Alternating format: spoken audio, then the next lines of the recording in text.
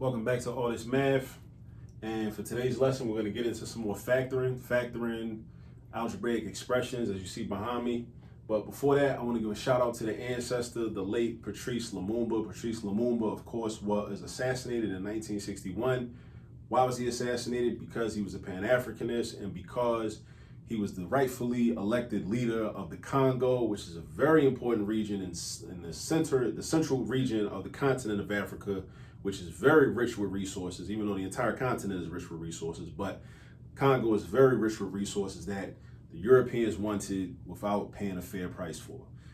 Congo had been colonized by the Belgians, and also many other European nations were, trying to basically steal.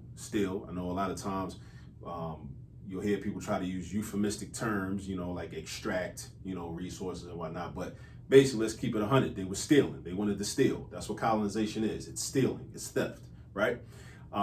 So Lumumba, was part of a group of anti-colonial strugglers in the continent, all across the continent in the 20th century that was like, no, we're not going for it. So he was assassinated by the Belgian government.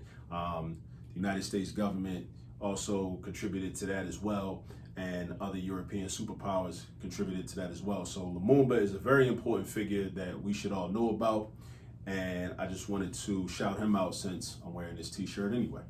All right, now let's get into this. Now we're factoring. All right, now again, factoring. What does factoring mean? I got a couple other videos on the channel that you may or may not have seen about factoring, so I'm gonna try to continue on and be consistent with how I describe factoring in those videos as well. Factoring is when you take an expression and you break it down into separate pieces, separate parts, right?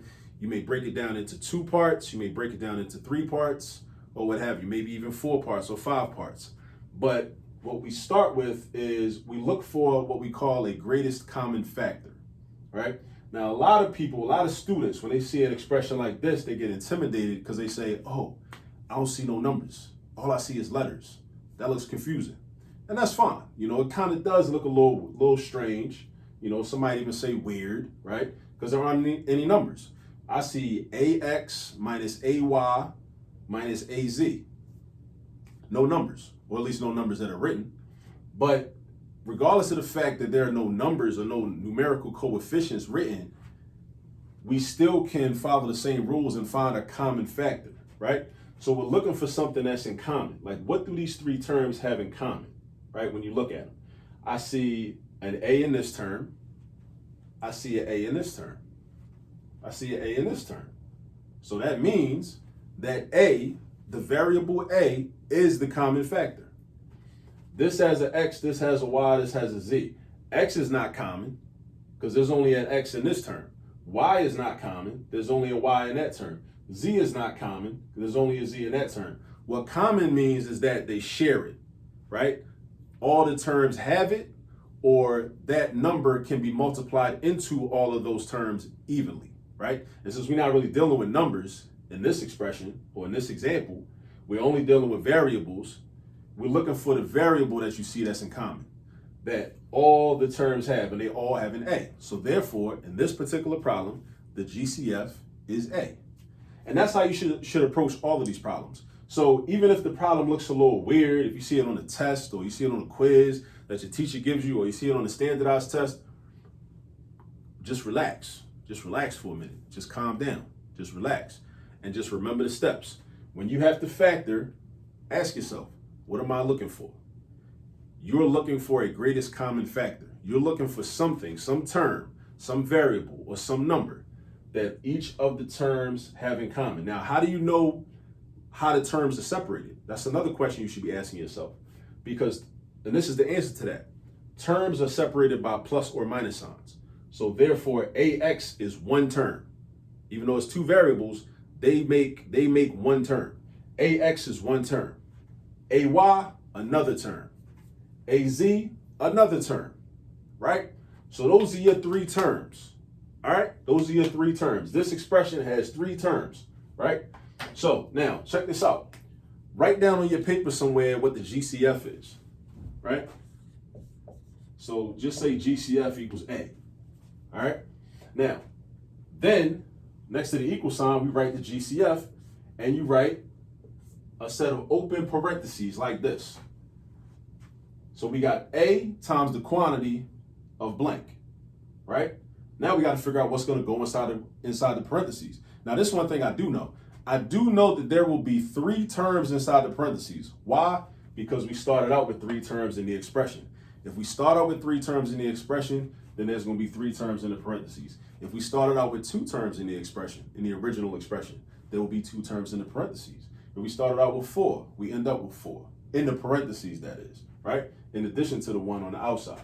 So what you might even want to do is just put underlines like this as a reminder. See, we got 1, 2, 3 because we had 1, 2, 3. All right, so if you need to do that, then do that. That might help you. Now, how do we figure out what goes here, here, and here?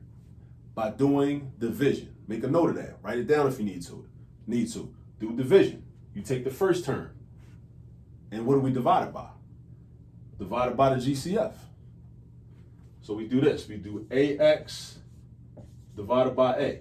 We figure out what that's equal to. See, first term divided by the GCF. First term divided by the GCF. Then we're going to do the second term divided by the GCF. Then we're going to do the third term divided by the GCF. So we're breaking it down and finding out how many how many times the GCF can factor into each original term. That's what we're doing. So AX divided by A looks like this. A divided by A is 1. So you're left with an X. So that's that right there, right? So therefore, X is going to be your first term inside the parentheses. And then you go with the AY, do the same thing. AY divided by A. A divided by A again, cancels them out. Left with Y. Put the Y right there. But wait, should it be a plus sign or a minus sign right here? It should be a minus sign, because really, that was a negative AY. So if the A's cancel out, you're left with a negative Y. So put your minus sign right there. And since this is a negative AZ, we know that the last term inside the parentheses is also going to be negative. So we got negative AZ divided by the GCF, which is A. A's cancel out, leaving you with Z. So basically what you do is you look for what they have, all the terms have in common. The original expression, you look for what they have in common. That's step 1. What is the GCF? What is the GCF? Now, sometimes it won't be no GCF. That'll happen too. You'll see problems like that where it's no GCF. So whenever you see that, the answer that you write is not factorable. You just write those words, not factorable. Just write it down.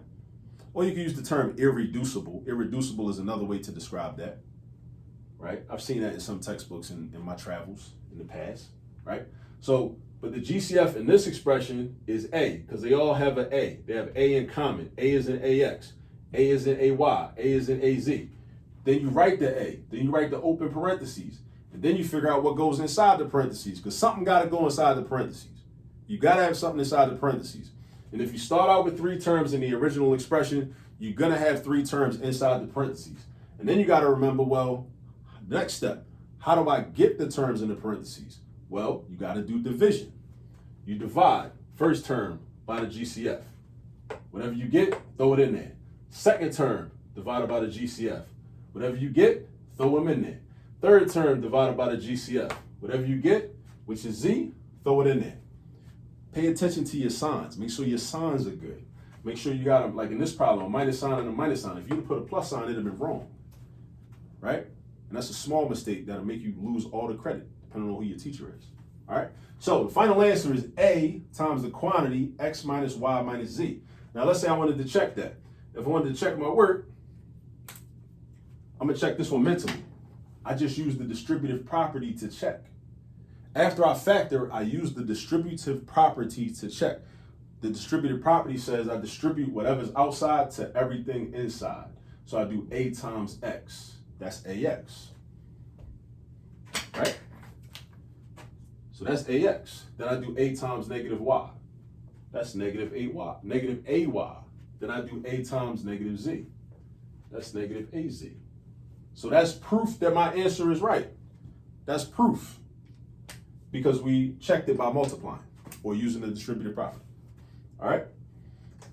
Now, I've shown you how to do this. Now, in order for you to really learn it and develop your mathematical muscle memory, you got to go practice. So go get some practice, and I'll see you on the next video. Peace.